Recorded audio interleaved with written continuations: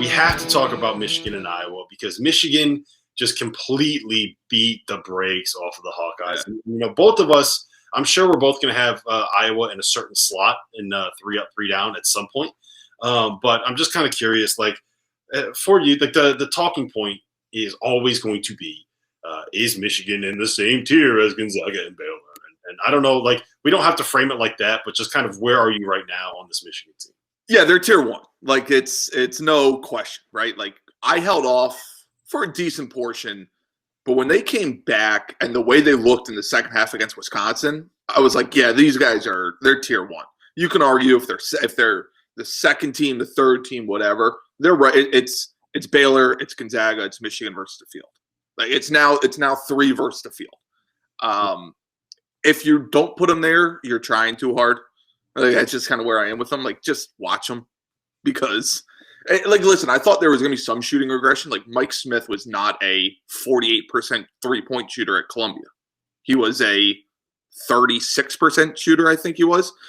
So it's okay, when is this shooting going to come back? And it doesn't matter because Hunter Dickinson is real. Franz Wagner is one of my favorite players in the country. He's now I know me and you've talked about him off air where we're both yeah, he's the most underrated player in the country. He's now John Beilein, where he's talked about being so underrated, he's overrated. Where it's no, this is who he is. He's properly rated. Right. But it showed today. Iowa could not stop Franz Wagner, and Franz Wagner could defend everybody on Iowa. Yeah. I don't think people realize and I'm sorry, I don't mean to cut you off, but I don't think people realize how good Franz is when at 1, turning that corner, and 2, the flexibility and the dexterity to be able to get those weird spins off the backboard. It's incredible. I'm sorry. I was just going to say is, I didn't think Michigan played that well the first half. It was the whole game was just jolted that first half. Wait, hold on. Are you telling me having 5 official reviews in one half of a college basketball game is too many? Reags, look, it's the biggest problem. I know we have takes here, but that's just a little too high. I know. It's the biggest problem in the sport, man. Listen, it's the time of the year where casual fans come in. Guess what? They see number 3 Michigan, number 9 Iowa, 7 o'clock on the main ESPN channel. Guess what they're going to put on? There we go. And you had garbage foul call, review. And it was just this game, sprained ankle. Right. This game sucks. I was this is just that. And to be honest, the game did suck. It was close in the first half.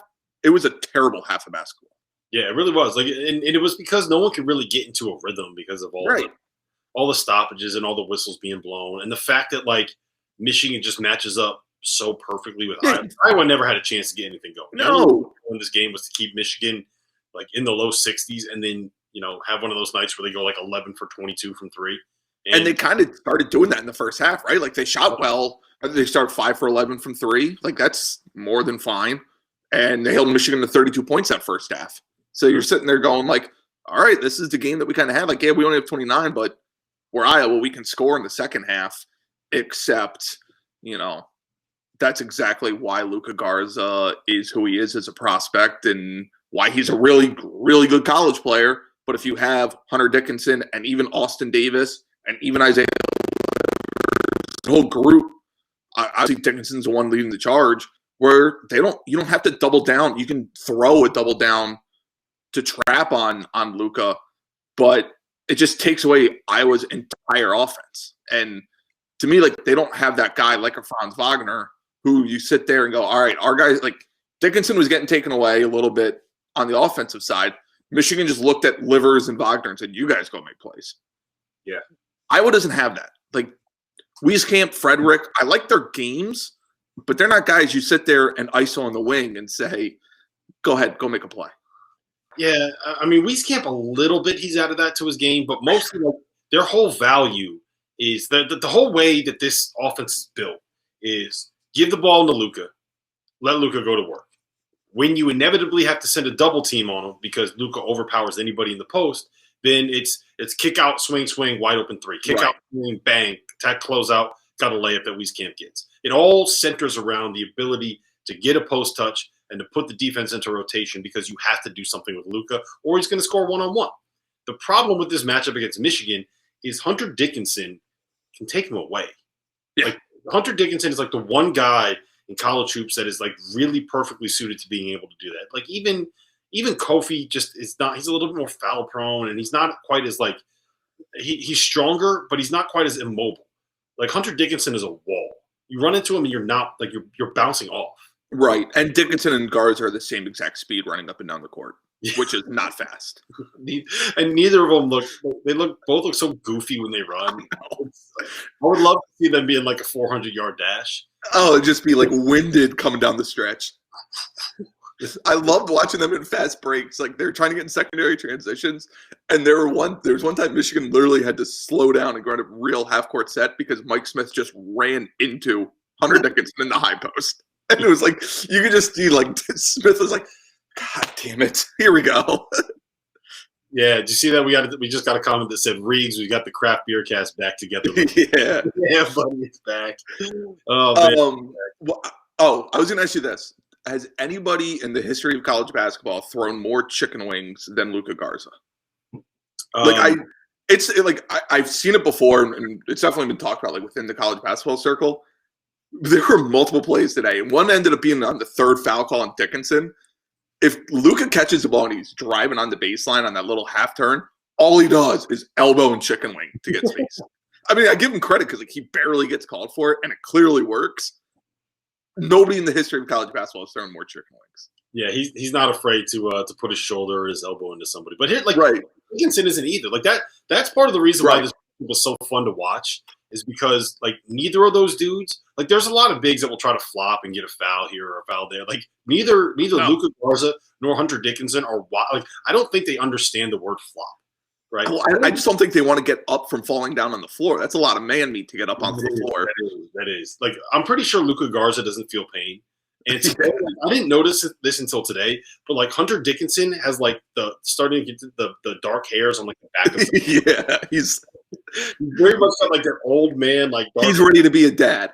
Oh yeah, he's perfectly. He's got the beard too that doesn't quite look right, but it's a beard because like I'm a man and I got hair on the back of my arms, so I gotta get the beard going. It's wild. He's a freshman. Like he. Even just from his game, like obviously we can talk about like his footwork and his ability to read the floor. He just doesn't look like a freshman. I told you my favorite stat in college basketball this year, right? No, which one is it? Well, you might have, but Hunter Dickinson turned 20 on November 25th, right? And he's a freshman. Franz Wagner turned 19 in August, and he's a sophomore. So Franz Wagner is 10 months younger than Hunter Dickinson and a year younger than him in school. I'm pretty sure Hunter Dickinson's older than Devin Booker. Yeah, he's so old. It's so funny. It's great. Yeah. And I love that him and Garza came through the same AAU program. They're both from the like DC, Baltimore, Northern Virginia area, the DMV area. The fact, like, I just need somebody who exactly is from the Luka Garza, Hunter Dickinson prototype to come through that and into the Big Ten every 2 years. Yeah, it's so good. I got to figure out where he's from in DC. Garza? He's from Hyattsville. Hunter Dickinson is from he's from Northern Virginia, but he went to DeMatha. Yeah, I was going to say that's where DeMatha is. Yeah. Oh, he's from Alexandria. I lived in Alexandria. And then Luka, I asked Luka once. He lived way further out. What high school did Luka go to? I forget. He went to Murray. I told you the story about seeing him play as a freshman, right?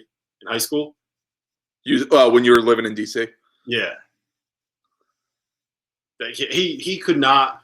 So you ever seen like the clown shoes that people put on? Like this is the best way I can describe. Like that sideshow Bob wears on The Simpsons. Yeah. And you know how when you have those clown shoes on, or like when your kid puts on like an adult pair of shoes, and like he tries to wear like my slippers and he just falls on his face. Or like this. It's like he's got flippers. You know what? It's like he's wearing flippers. That's how big his shoes were, and that's what it was like when he was running. He would go up and down the floor, and you could hear his feet slapping. That's how goofy he was when he was running. He couldn't dunk. He was 6'9". That's a special type of lack of athleticism. Yes, and lack of athleticism, lack of coordination. Yeah, and I was there with an assistant, Division I assistant, and watching him play. And he's like, he was there to recruit one of the seniors on the team because they actually had a Division I player. And he looks at Luka. He's like, that kid right there is going to play high major basketball. I'm like, Are we watching the same thing? Yeah, like for what? That's why you're at an Ivy League school and you're not at a high major school, because goofball is going to play high major basketball. And here he is, the national player of the year. So shout out to you, Luka